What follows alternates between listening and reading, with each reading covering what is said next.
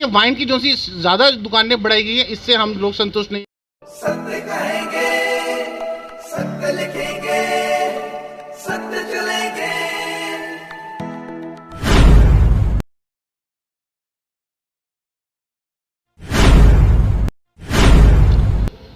Wine shops जब पिछले साल टेंडरिंग हुई और टेंडरिंग के बाद जब wine shops owner wine shop खोलने के लिए बाज़ारों में आए, उन्होंने लोकेशन चूज़ की, तो उसके बाद जो हंगामे हुए, लोगों ने जो उसका विरोध किया वो देखने लायक था। इससे पहले ऐसा विरोध कभी नहीं हमने देखा था कि लोग वाइन शॉप्स को लेकर इस तरह से विरोध कर रहे हैं, और होगा भी क्यों नहीं।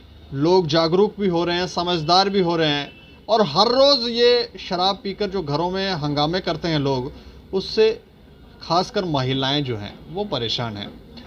लेकिन ऐसा लगता है कि वाइन शॉप खोलने की होड़ लगी हुई है कि जितनी से ज़्यादा दुकान वाइन शॉप्स जो हैं वो खुलेंगी, उतना ज़्यादा रेवेन्यू इकट्ठा होगा।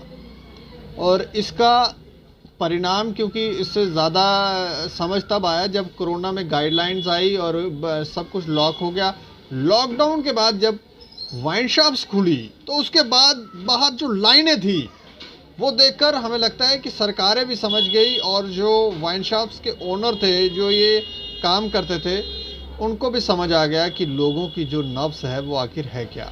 और अब 51 नई वाइन शॉप्स जो हैं वो जम्मू कश्मीर में खुलने जा रही है, और पहले ये 228 थी जम्मू कश्मीर में, जो बढ़कर इनका आंकड़ा अब 279 हो रहा है। और इसमें जम्मू में 269 वाइन शॉप्स जो हैं वो खुलेंगी, मतलब टोटल हो जाएंगी। और इसमें 10 दुकानें जो हैं वो कश्मीर में वाइन शॉप्स की हो जाएंगी। और ये 100 मीटर की दूरी, जैसे मंदिर, स्कूल, हॉस्पिटल या कोई ऐसा सेंसिटिव एरिया है, वहाँ पर ये कहा गया है कि 100 मीटर की दूरी पर ही जो वाइन शॉप है वो खुलेगी। लेकिन इसके ऊपर चर्चा होना ज़रूरी है, और चर्चा करने के लिए हमारे साथ हैं विशाल गुप्ता, जो आम आदमी पार्टी के लीडर हैं। सर, आपका बहुत बहुत स्वागत है। शुक्रिया दीपक जी। आप आम आदमी पार्टी के लीडर के साथ साथ एक व्यापारी भी हैं, और ये जो वाइन शॉप्स खुलने का जो नया आया है सामने, 51 नई दुकानें खुल रही, कैसे देख रहे हैं आप? देखिए, पहले तो ये जो वाइन शॉप का कल एक प्रेस कॉन्फ्रेंस की गई हमारे अटल डुल्लू जी द्वारा, ये एक बहुत ही ऐसा मजाक लगा मुझे। देखिए, जिस पे गवर्नमेंट को प्रेस कॉन्फ्रेंस करनी चाहिए चीज़ों पे, उस पर ट्वीट्स आते हैं। जैसे आप देख लीजिए, लॉकडाउन जब होता था तब गवर्नमेंट रात को 12 बजे ट्वीट करके बोलती थी जी कल से लॉकडाउन लगेगा कि नहीं लगेगा, जो व्यापारी में एक संदेह का माहौल रहता था कि कल हमने अपनी दुकान खोलनी है नहीं खोलनी। देखिए, कल पूरी पब्लिक को ब्रीफ ऐसे किया गया जी, वाइन शॉप्स हम पॉलिसी को फिर से उसके रीटेंडरिंग कर रहे हैं, उसमें हमने ये प्रावधान चेंज किए हैं।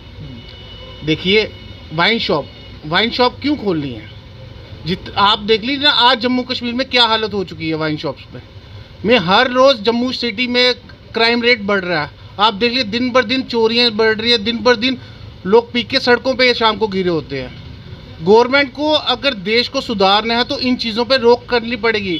अगर गवर्नमेंट को सिर्फ अपना टैक्स भरना है, अपना घर देखना है, लोगों की चिंता नहीं करनी है, तो फिर तो वो जो मर्जी पॉलिसी लाए वो तो हमें अडॉप्ट करनी पड़ेगी ना। अगर लोगों की बात की जाए, देखिए, जब लास्ट ईयर ये ई टेंडरिंग हुई, उससे डेवलपमेंट्स क्या हुई? जो जम्मू के लोग काम करते थे वो बैकफुट पे हो गए, बाहर के लोग आके काम करना शुरू कर दिए, उनके डोमिसाइल्स भी बन गए। तो जब मोहल्ले के लोगों ने प्रोटेस्ट किया तो उन पे लाठीचार्ज भी उस टाइम पे हुए, ना कि उधर के कॉर्पोरेटर से किसी से एनओसी ली गई। जब हमने लास्ट ईयर के जो उनसे विजुअल्स देखे हैं, नहीं, अब तो ये कह रहे हैं कि डीसी साहब एनओसी देंगे, और कोई वहाँ से कोई ऐसी कोई बात नहीं। डीसी साहब अगर एनओसी देंगे अच्छी बात है, तो डीसी साहब को भी ऊपर से प्रेशर होगा ना, इन लोगों को एनओसी दे दीजिए। पहले तो देखिए, इन्होंने वो क्राइटेरिया रखे हैं। वाइन पॉलिसी जब आपने लेनी है, उतनी आपके पास प्रॉपर्टी होनी चाहिए, फिर उसके वो आपको पहले सेव करनी पड़ी। उससे जम्मू का व्यापारी कहाँ से लेगा? मेरे पास अगर मैं तो सिर्फ टेंडरिंग कर सकता हूँ ना। पहले ये देखिए, लास्ट ईयर ये टेंडरिंग अगर 5 लाख फीस थी, तो इस साल 10 लाख कर दी हुई है, 7-8 लाख रुपये फीस बढ़ा दी है। हर चीज़ में ग्रोथ कर रही है गवर्नमेंट, अपना घर देख रही है, लोगों की सहूलियात के लिए नहीं है। और ये वाइन की जो सी ज़्यादा दुकानें बढ़ाई गई हैं, इससे हम लोग संतुष्ट नहीं है। क्योंकि देखिए गली मोहल्ले में आज की डेट में अगर ल्यूकर्स की शॉप खुलेंगी, उससे जो नई जनरेशन आने वाली है वो तो वैसे ही ड्रग्स में इस टाइम ज़्यादा जा रही है। देखिए जम्मू कश्मीर में अनएम्प्लॉयमेंट कितना बढ़ चुका है, रोजगार है नहीं, तो शराबों की दुकानें खोलने जा रहे हो। इससे अच्छा आप ये वाइन शॉप की जगह अगर आप बोल देते हम मेडिसिन की बस 200 दुकानें लाड करते हैं, तो जम्मू के लोग खुश होते ना, उनको दवाइयाँ बेचने के लिए मिलती। आप बोल देते हम मोहल्ला क्लिनिक खोलने लगे, जम्मू के लोग खुश हो जाते हैं, हमें फ्री में हमारा इलाज होगा। आप बोल देते हैं हम स्कूल की डेवलपमेंट्स करने लगे, हम स्कूल को स्मार्ट बनाने लगे, गवर्नमेंट स्कूल को, जम्मू के लोग खुश होते हैं। वाइन पॉलिसी के लिए प्रेस कॉन्फ्रेंस होती है, तो जो से बेसिक इशू है उनके लिए तो गवर्नमेंट कोई भी प्रेस कॉन्फ्रेंस नहीं करती ना। देखिए वाइन पॉलिसी ये जो सी शराबें बढ़ रही हैं दिन बर दिन, इनकी शराबों की दुकानें बढ़ाई जा रही हैं, इससे जम्मू में क्राइम रेट बढ़ेगा और कुछ नहीं होगा। यही डेवलपमेंट जो सी भाजपा ने दी हैं जम्मू कश्मीर में यूटी का गवर्नमेंट बना के, वो यही डेवलपमेंट्स आ रही है। 370 टूटने के बाद जो डेवलपमेंट्स हुई है वो यही डेवलपमेंट्स आई हैं। देखिए वाइन टोल, ये ऐसी डेवलपमेंट आ रही है जो जम्मू कश्मीर का बेड़ा गर्क करने पे जा रही है। एक इसमें बड़ा आंकड़ा है, 10 वाइन शॉप्स जो हैं वो टोटल कश्मीर के अंदर हैं, तो यहाँ तो 269 हो गई हैं, हो जाएंगी, तो ये इतना डिफरेंस क्यों है?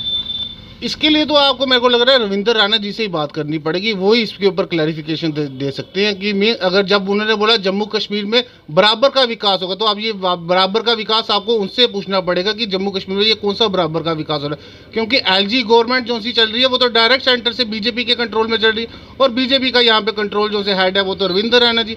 इस पॉलिसी के इसका जवाब तो आपको रविंद्र राणा जी दे सकते हैं। इसको लेकर आपकी पार्टी की क्या रणनीति है? खुलने दी जाएंगी वाइन शॉप्स या फिर हंगामे होंगे? नहीं, हम तो इसका हंगामा करेंगे। मीन अगर जम्मू शहर में 45 न्यू वाइन शॉप्स खुलेंगी, तो उससे जम्मू कश्मीर में तो मैं आपको बता रहा हूँ क्राइम ही क्राइम बढ़ेगा और कुछ नहीं होने वाला। आप देख लीजिए भी जस्ट कल रात की वाक्य देख लीजिए, लास्ट मोड गांधीनगर का, मैं वहाँ पे 10 दुकानों में से चोरी होगी। वो चोरी कौन कर रहे हैं? जिनके पास पैसा नहीं है शराब नशा करने के लिए, वही लोग चोरियां कर रहे हैं। हम जैसे लोग तो जाएंगे नहीं ना शटर चोरी कर तोड़ के, हम तो एक व्यापारी लोग हैं, हमें अपनी इज्जत भी देखनी, सब कुछ देखना। जिसका काम ही चोरी करके नशा करना है, तो वही लोग नशा करेंगे ना। और गवर्नमेंट उनको नशेदारों को और बोल रही है हम आपके लिए और अच्छी पॉलिसीज ला रहे हैं, आप और चोरियाँ करिए। इससे आप संतुष्ट नहीं? कहीं आम आदमी पार्टी इसका कड़ा विरोध करती है, हम इस पॉलिसी का विरोध करेंगे। अभी आप देखिए हम अपनी पार्टी में एक चर्चा भी करेंगे, तो हम इसके खिलाफ प्रेस क्लब में जल्दी एक प्रदर्शन भी करेंगे। चलिए शुक्रिया हमसे बातचीत करने। Thank you Deepak ji. तो आम आदमी पार्टी तो ये कह रही है कि हम विरोध करते हैं, लेकिन लोगों का भी रिएक्शन होना ज़रूरी है, आप सभी लोगों का रिएक्शन होना ज़रूरी है। 51 नई दुकानें, क्या ये सही है? क्या दुकानें खुलनी चाहिए? जो पहले खुली थी वो भी बंद कर देनी चाहिए। धीरे धीरे एक करके कम करते जाएं, ताकि समाज के अंदर ये जो शराब की वजह से, नशे की वजह से जो लोगों के साथ उनके घरों में व्यवहार हो रहा है उसमें कमी आती, लोग थोड़े ताकतवर बनते, कुछ फाइट कर पाते। ये जो यहाँ पर आपसी भाईचारा में खलल डला हुआ है, तो इसके ऊपर आप लोग राय रखें और देखते रहें दैनिक सवेरा समाचार। मुझे और मेरे सहयोगी राजेश लोकोत्रा को दें इजाज़त। नमस्कार।